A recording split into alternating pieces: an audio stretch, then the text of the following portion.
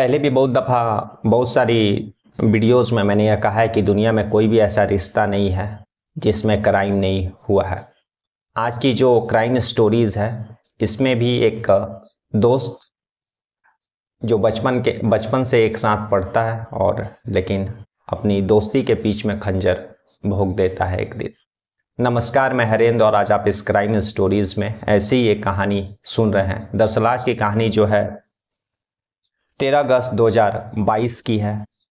13 अगस्त 2022 को दिल्ली में रहने वाले दो भाई जिनका नाम जो है शशांक और सार्थक रहता है। शशांक जो है वो 20 साल का और सार्थक जो है 18 साल का। दिल्ली में ही ईस्ट दिल्ली में एक वेलकम एरिया है, इलाका है। उसी जगह पर उसी इलाके में दोनों भाई अपनी दादी और माँ के साथ रहा करते थे। पिता है नहीं, पिता का बहुत पहले गुजर गए थे, तो अपने दादी और माँ के साथ उसी दिल्ली ईस्ट में वेलकम एरिया में रहा करते थे। जो चांदनी चौक है वहाँ पर उन लोगों का पूजा सामग्री का दुकान था। सब चीज़ ठीक चल रहा था। तभी 13 अगस्त 2022 का समय आता है और सावन का महीना रहता है, बारिश का महीना रहता है। तो वे लोग कुछ दोस्तों के साथ घूमने फिरने के लिए जाते हैं, भगवान का दर्शन करने के लिए। तब वे लोग अपने दोस्तों के साथ प्लान बनाते हैं ऋषिकेश जाने का। प्लान बनता है 13 तारीख को जाने का और जितने भी उसके जो दोस्त रहते हैं उनमें से कुछ दोस्तों के साथ वे लोग दिल्ली से ऋषिकेश के लिए निकलते हैं। और इसी शशांक और सार्थक का एक दोस्त जिसका नाम रहता है हर्षित को भी वे लोग जाने के लिए बोलते हैं, लेकिन हर्षित जो है जाने के लिए रेडी नहीं होता है। इसलिए वे लोग बोलते ठीक है यार, तुम हम लोगों के साथ ऋषिकेश नहीं जा रहे हो, ठीक है कोई बात नहीं, लेकिन तुम यहाँ पर हो। मेरा घर में जो दादी है और माँ है, जो कि दादी जो थी वो काफ़ी बूढ़ी थी, लगभग 80 साल का उम्र था, जिसका नाम था डॉली रॉय। और शशांक और सार्थक की जो माँ थी उसका नाम था डॉली रॉय, जो कि 45 वर्ष की थी। तो यह बोल करके हर्षित को जाते हुए लोग कि मैं 2-3 दिन के लिए जा रहा हूँ बाहर, तुम तो हम लोगों के साथ जाने के लिए रेडी नहीं हो रहे हो, तो मेरा थोड़ा दादी और माँ को देख लेना, कुछ अगर सामान का ज़रूरत पड़ेगा तो ला देना, और जो दुकान है उधर भी 1-2 दफ़ा चक्कर काट लेना। तो हर्षित बोलता है ठीक है, मैं घर पर भी देख लूँगा और तुम्हारे जो दुकान है उधर भी मैं देख लूँगा। हर्षित जो है इन्हीं लोगों के घर के पड़ोस में रहा करता था। एक साथ स्कूल में लोग शशांक और सार्थक के साथ स्कूल में पढ़ाई किया था, एक ही क्लास में, और घर पर भी आना जाना हर्षित का था। तो उसके बाद फिर वो लोग 13 तारीख को सुबह में निकल जाते हैं ऋषिकेश के लिए, शशांक और सार्थक अपने दोस्तों के साथ। और इन लोगों का प्लान रहता 13, 14 और 15 को छुट्टी बिता करके 15 को वापस अपने घर अर्ली मॉर्निंग में आ जाने के लिए, ताकि क्योंकि इन लोग बाहर गए हुए थे तो दुकान भी बंद था, इसलिए इन लोग वैसा प्लान किए थे कि जल्द से जल्द जितना जल्दी हो ऋषिकेश घूम करके और हम लोग को वापस अपने घर आ जाना है, क्योंकि दुकान जो है बंद रहेगा, उससे जो है दुकानदारी खराब होगी। उसके बाद जब ये लोग 13 अगस्त को निकलते हैं तो वहाँ पहुँचने के बाद घर पर फ़ोन करते हैं अपने माँ और दादी को कि हम लोग पहुँच गए हैं और जानकारी देते हैं। तो माँ लोग बोलती है ठीक है। ये लोग अपना फिर वहाँ पर जो घूमने के लिए गए थे दोस्तों लोग के साथ, जो मंदिर और पर्यटन स्थल जो देखने के लिए गए थे, उसमें वे लोग फिर बिजी हो जाते हैं। यहाँ पर हर्षित था ही घर माँ और दादी को देखने के लिए, दुकान देखने के लिए, इसलिए उतना टेंशन नहीं लेते हैं। इसके बाद फिर वे लोग जो है 16 अगस्त की सुबह सुबह पहुंचते हैं, और जब घर का बेल बजाते हैं तो घर से कोई निकलता नहीं है, घर में ताला लगा रहता है। तभी लोग बहुत आवाज़ देते हैं, लेकिन घर से कोई भी शख्स बाहर नहीं आता और बाकायदा वहाँ पर गेट पर ताला लगा रहता है। तभी जो है शशांक और सार्थक को याद आता है कि उन लोगों के पास भी एक चाबी है, वे लोग अपने पास रखे थे, ले करके गए थे। उस चाबी से वे लोग घर का अपना दरवाज़ा खोलते हैं। दरवाज़ा खोलने के बाद जैसे ही वे लोग शशांक और सार्थक घर में एंट्री करते हैं तो देखते हैं कि उन लोगों का जो माँ का रूम रहता है, उस रूम में बेडरूम पर माँ जो है उसका लाश पड़ा हुआ है, खून से लहूलुहान है। ये लोग शशांक और सार्थक का रो रो के बुरा हाल, अब ये लोग चिल्लाने लगते हैं, घबरा जाते हैं। तभी वे लोग घर के दूसरे कमरे में जाते हैं, तो देखते हैं दादी का भी शव जो है उसके बेडरूम पर पड़ा हुआ है। इन लोगों को समझ में नहीं आता है। चंद मिनट पहले वे लोग खुशी खुशी ऋषिकेश से घूम करके वहाँ पर काफ़ी मंदिरों में दर्शन करके अपने घर पहुँचे, और यहाँ आने के बाद जो है इन लोगों के ज़मीन से जो है एक तरह से ज़मीन ही खिसक गया जब वे लोग माँ का लाश उसकी बेडरूम में देखे। और उसके बाद फिर इन लोगों का आवाज़, चिल्लाहट की, चीख चिल्लाहट का आवाज़ सुनने के बाद जब पड़ोस के लोग जो है जुटते हैं, आते हैं, तभी लोग बताते हैं कि माँ का जो है कत्ल हो गया है। और इसी में भीड़ में से किसी ने 100 नंबर पर पुलिस को इन्फॉर्म कर दिया। पुलिस पहुंचती है उस घर का जहां पर शशांक और सार्थक की माँ और दादी का कत्ल हुआ था, उस जगह का मुआयना करती है। उसके बाद जो है 100 को कस्टडी में लेकर के जो है सरकारी हॉस्पिटल पोस्टमार्टम के लिए भेज देती है। अब इधर दोनों भाइयों का हालत खराब, घर में 4 सदस्य, 2 लोगों का मौत हो जाता है। तो इन लोगों से उस समय पूछताछ करने का भी समय ठीक नहीं था, इसलिए पुलिस जो है कुछ समय इंतजार करती है, उसके बाद फिर इन लोगों से पूछताछ करती है। उसके पहले पुलिस जो है उस घर का जो पूरा मुआयना करती है जिस कमरे में दादी और शशांक के माँ का कत्ल हुआ था। तो देखते हैं कि वहाँ पर जितने भी जो अलमारी और बक्से रहते हैं उन लोगों का ताला टूटा हुआ है। तभी शशांक और जो है उसका भाई सार्थक बताते हैं कि जो भी सोने चांदी के चीज़ थे, कुछ पैसे कैश भी हम लोग घर में रखे थे, वे सब गायब हैं। पुलिस अपना जो मौका वारदात से जो वे लोग देखते हैं तो उन लोगों को यही लगता है कि जो है लूटपाट का केस था। लूट का विरोध करने पर शशांक की माँ और सार्थक की जो दादी है, इन लोगों ने विरोध किया होगा, और इसी के कारण जो है जो लुटेरे आए थे, जो चोरी का घटना को अंजाम देने आए थे, उन्होंने कत्ल की वारदात को अंजाम दिया।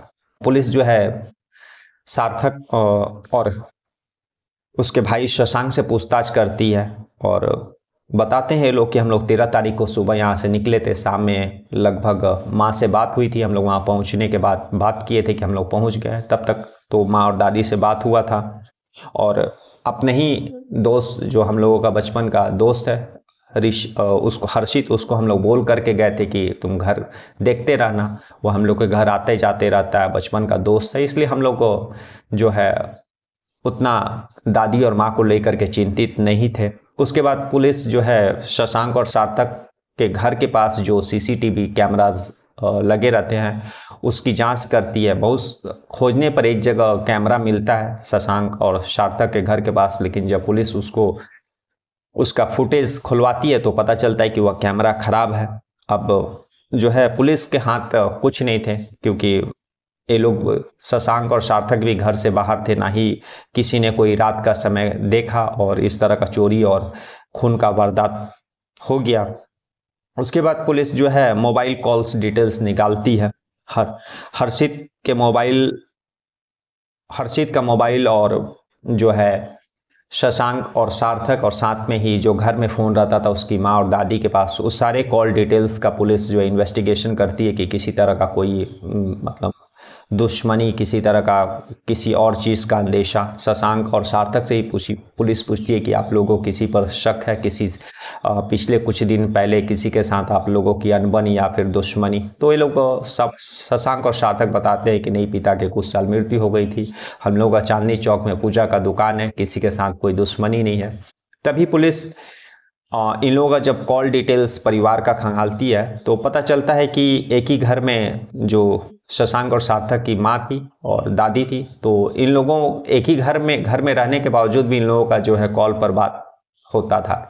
जब पुलिस ये बात शशांक और सार्थक से पूछती है तो शशांक और सार्थक बताते हैं कि दरअसल दादी को जो है चलने फिरने में दिक्कत था, इसलिए जब दादी दूसरे रूम में रहती थी तो वह फ़ोन करके ही माँ से बात कर लिया करती थी, या कुछ मांगने का रहता था तो मांग लेती थी, क्योंकि वह एक रूम से दूसरे रूम में जाने में उसको काफ़ी दिक्कत होता था। पुलिस भी बोलती है सही बात है, बहुत सारे ऐसे आजकल के घरों में होता है कि अगर 2-3 मंजिला घर है तो और अगर कोई बुजुर्ग शख्स है जिसको चलने फिरने में दिक्कत है तो वहाँ पर एक फ़ोन वे लोग दे देते हैं, ताकि कुछ अगर मांगना हो, कुछ कहना हो तो फ़ोन करके जो दूसरी मंजिला पर जो परिवार के सदस्य लोग हैं उन लोगों को इन्फॉर्म किया कर दे। तो पुलिस इस बात से जो है तसल्ली हो जाती है। पुलिस का जो है एक चीज़ उसके दिमाग में ठनकता है कि लोग 13 तारीख को सुबह गए, 13 को शाम को फ़ोन किए, 14-15 को इन्होंने एक बार भी अपने ना ही माँ और दादी को फ़ोन किया। यह बात जब शशांक और सार्थक से पुलिस पूछती है तो वे लोग बताते हैं कि हम लोग 13 तारीख को यहाँ से गए थे, वहाँ पहुँचने पर हम लोग माँ और दादी से बात किए थे कि हम लोग पहुँच गए हैं, लेकिन 14 और 15 को भी हम लोग कॉल किए थे, लेकिन ना ही माँ ने और दादी ने कॉल रिसीव किया। तो हमने सोचा कि वे लोग काम में बिजी होंगे या किसी और कारण से फ़ोन नहीं उठाया, और तब हम लोग हर्षित को फ़ोन किए और हर्षित ने कहा कि हाँ मैं घर से घूम कर के आया हूँ, माँ और दादी ठीक है और तुम्हारा दुकान भी ठीक है। तो हर्षित हम लोग का बचपन का दोस्त है, इसलिए हम लोग माँ और दादी को लेकर के थोड़ा भी टेंशन नहीं लिए, और हर्षित से जब बात हो गया वो कहा कि सब चीज़ ठीक है, तो हम लोग फिर उतना ज़रूरी नहीं समझे उन 2-3 दिनों में माँ को फ़ोन करके बात करने का। उसके बाद पुलिस को कहीं से भी कोई क्लू मिलता नहीं है, लेकिन अब शक जो है हर्षित के ऊपर पुलिस का जाता है। लेकिन दोनों भाई यह कहते हैं कि हर्षित हम लोगों का बचपन का दोस्त है, बराबर हम लोगों के घर आया करता है, इसलिए हम लोग उस पर शक नहीं कर सकते हैं क्योंकि वह हम लोगों का परिवार जैसा है। घर में एक कुत्ता भी रहता है, और पुलिस जब सारी चीज़ों का बारीकी से अध्ययन करती है तो एक चीज़ पुलिस के दिमाग में आता है कि घर में कुत्ता भी था और आस पड़ोस में इतना बड़ा वारदात हो गया, लेकिन ना ही कुत्ते की भौंकने की आवाज़, ना ही किसी तरह की आवाज़, ना ही घर में फोर्सफुल एंटी, बाकायदा वारदात को अंजाम देने के बाद गेट पर ताला लगाने के बाद जो है कातिल निकल गया। तो एक चीज़ पुलिस को कंफर्म हो जाता है कि जिसने भी इस चोरी का घटना और इस कत्ल को, वारदात को अंजाम दिया है, वो घर का जानने पहचानने वाला है, क्योंकि अगर कोई अनजान शख्स उस घर में आता तो कुत्ता जरूर भौंकता और कुत्ते के भौंकने की आवाज़ पड़ोसी जरूर सुने रहते हैं। लेकिन पुलिस जब पड़ोसियों से बातचीत करती है, इस केस का इन्वेस्टिगेशन करती है, तो कोई भी इस तरह का आवाज़ रात में या फिर ऐसा कोई भी पड़ोस के लोग नहीं बता पाते हैं। और तभी पुलिस को यह कंफर्म हो जाता है कि हो ना हो इस वारदात को अंजाम देने के पीछे घर का ही कोई शख्स जान पहचान का है। अब पुलिस जो है उस घर के आसपास के 200 मीटर के दायरे में जितने भी सीसीटीवी कैमरेज रहते हैं, उन सारे सीसीटीवी कैमरेज को खंगालना शुरू करती है। इसके पहले पुलिस ने सिर्फ शशांक और सार्थक के घर के पास जो सीसीटीवी था उसको खंगाला था, जो कि जब बाद में पता चला कि वो ख़राब है, फुटेज नहीं मिल पाया। पुलिस जो है 200 मीटर के दायरे में उस घर के चारों दिशाओं में 200 मीटर में जितने भी कैमरे थे उसको खंगालने का प्रयास करती है। तभी हर्षित के घर से थोड़ा सा दूर पर एक कैमरा दिखाई देता है। पुलिस उस सीसीटीवी कैमरेज का फुटेज निकलवाती है। तब जब पुलिस उस फुटेज में 13 तारीख की रात का जो फुटेज देखती है तो पुलिस भी हैरान हो जाती है। पुलिस देखती है कि हर्षित जो है 13 तारीख की रात को घर में एकदम परेशान, बेचैन और दाएं बाएं देखते हुए उसके हाथ में एक बैग था और घर में घुस रहा है, और वह काफ़ी घबराया हुआ कैमरा में भी पता चल जाता है। और पुलिस जब टाइमिंग मैच करती है तो पता चलता है कि 13 तारीख को रात को, और उसके पहले जो शशांक और सार्थक के माँ और दादी का जो पोस्टमार्टम रिपोर्ट था वो अभी आ गया था, जिसमें कंफर्म हुआ कि कत्ल जो है 13 तारीख की शाम, और मतलब शाम के बाद ही कत्ल को अंजाम दिया गया है, या 13 तारीख की और 14 तारीख की रात को अंजाम दिया गया। जब पुलिस हर्षित का जो वह मूवमेंट, जिस समय वह परेशान, घबराया हुआ और उतने रात को बैग लेकर के घर में एंट्री कर रहा है, जब घुसते हुए देखती है तो पुलिस का शक और बढ़ जाता है। टाइमिंग मैच करती है, जो कि पोस्टमार्टम रिपोर्ट था उस टाइमिंग से मैच हो रहा था। हर्षित को उठाने का फैसला करती है पुलिस। जब हर्षित को उठाती है तो वह यही बताता है कि पहले पुलिस को गुमराह करने का कोशिश करता है। पुलिस जब यह पूछती है कि जब शशांक और सार्थक की माँ 13 और 14 को कोई भी फ़ोन रिसीव नहीं किया तो तुमने कैसे, जब शशांक और सार्थक ने तुमको फ़ोन किया तो बता दिए कि उसकी माँ और दादी ठीक है। तो वो बताता है कि मैं घर जा कर के, पड़ोस में घर था इसलिए मैं फ़ोन करने का ज़रूरी नहीं समझा, मैं उसके घर ही जा कर के आंटी यानी शशांक और सार्थक के माँ और दादी से मिल करके बात करके आया, और फिर शशांक और सार्थक को फ़ोन करके बता दिया कि ठीक है। लेकिन जब पुलिस सीसीटीवी फुटेज और कॉल डिटेल्स सारा दिखाती है, जो लोकेशन दिखाती है, तब हर्षित जो है टूट जाता है। और पुलिस पूछती है कि तुम्हारे हाथ में इतने रात में बैग में क्या है, तब हर्षित जो है टूट जाता है और वह बताता है कि उसमें जो मैंने वहाँ पर चोरी किया, जो भी सोने चांदी मैंने वहाँ पर मिला, जो कैश था उस बैग में भर करके अपने घर लेकर के आया। और दरअसल उसके बाद पुलिस हर्षित यह बताता है कि शशांक और सार्थक ने जब ऋषिकेश जाने का प्लान बनाया था तो हर्षित से भी पूछा था, लेकिन हर्षित को जब यह पता चला कि शशांक और सार्थक लोग बाहर घूमने जाने वाले थे, तभी उसी समय से वह अपने दिमाग में प्लान बनाने लगा था कि किस तरह से हर्षित और सार्थक जब घर छोड़ करके चल जाएंगे तो उन लोगों को घर में चोरी की घटना को, वारदात को अंजाम देना है। दरअसल हर्षित ने शशांक और सार्थक से कुछ दिन पहले या कुछ महीने पहले 4-5 लाख रुपया लिया था और वह उसके पास पैसे थे नहीं, वह बेरोजगार था, इस कारण वह पैसे लौटा नहीं पा रहा। हालांकि सार्थक और शशांक ने कभी उसके ऊपर फोर्स नहीं किया पैसे के लिए, लेकिन उसके ऊपर एक कर्ज था और उसी कर्ज को चुकाने के लिए उसको यह चोरी का अंजाम देने का प्लान बनाया। और जैसे ही शशांक और सार्थक लोग घर छोड़ करके निकले, उसी शाम को उसने घटना को अंजाम दिया और घर में जितने भी सोने चांदी थे उस सारे सोने चांदी को उस झोले में, उस बैग में भर करके अपने घर आ गया। पुलिस ने जब पूछा कि तुमने चोरी किया तो ठीक है, लेकिन तुमने उसकी माँ और दादी को क्यों मारा, तो हर्षित ने यह बताया कि उसको मालूम था कि उसके घर के लोग, उसकी माँ और दादी मुझे पहचानते हैं और मैं अगर चोरी करूंगा तो आज नहीं तो कल वे लोग पुलिस को बता ही देंगे, मेरा विरोध करेंगे, और मैं अगर उन लोगों को बांध भी देता हूँ हाथ पैर तो चोरी करने के बाद जब शशांक और सार्थक आएंगे तो वे लोग बता देंगे, क्योंकि मुझे वे लोग पहचानते, इसलिए मुझे उन लोगों को मारना मजबूरी था, क्योंकि उसके बाद कोई सबूत नहीं बचेगा। और इसके लिए बाकायदा उसने इस वारदात को अंजाम देने के लिए, जब उसको पता चला कि 13 तारीख को शशांक और सार्थक घर से निकल रहे हैं ऋषिकेश जाने के लिए, उसने 12 तारीख को ही बाजार जा करके खंजर खरीद करके ले आया था और उसके बाद जो है उसने यह घटना को अंजाम दिया। और जितने भी कैश जेवर था वे सब सारे वह लेकर के अपने घर पहुंच गया।